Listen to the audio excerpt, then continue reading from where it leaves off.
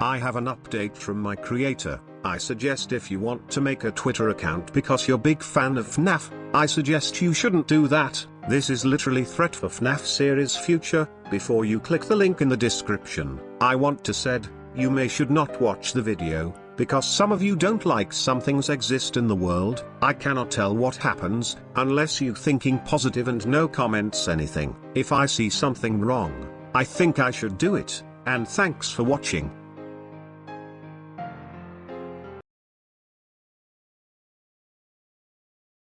My creator has make his possible last update on Reddit, or better mean is internet. The message isn't specifically directly at the Reddit community, is also just the community that he care about the most and where he choose to post these things. He never cared much for Twitter anyway. If you know the context, here's the message. He said, to say that the last few days have been surreal would be an understatement. I've debated greatly how best to address this, including not addressing it at all.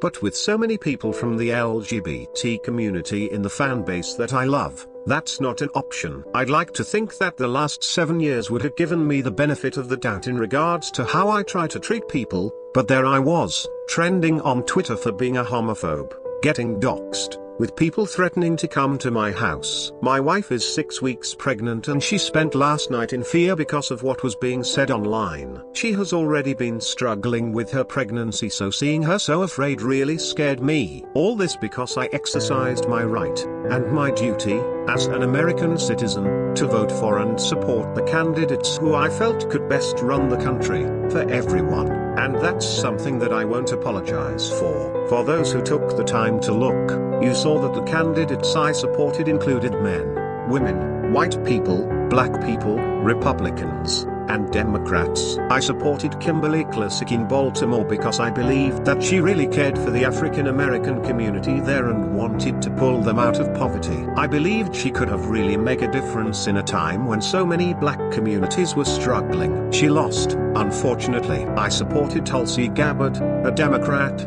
even though I disagreed with her on several issues, because I felt she would have been a good and fair president. And yes, I supported President Trump, because I felt he was the best man to fuel a strong economy and stand up to America's enemies abroad, of which there are many. Even if there were candidates who had better things to say to the LGBT community directly, and bigger promises to make, I believed that their stances on other issues would have ended up doing much greater harm to those communities than good. All of this explanation, I fear, is wasted, as people don't want to discuss with one another anymore.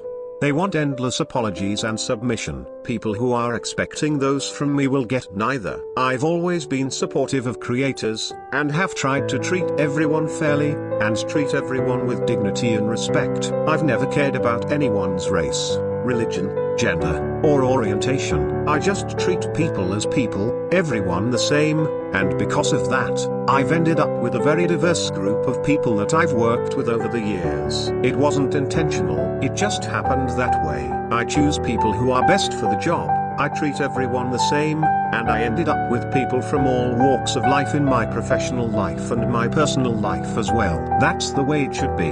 That's the way I want it to be.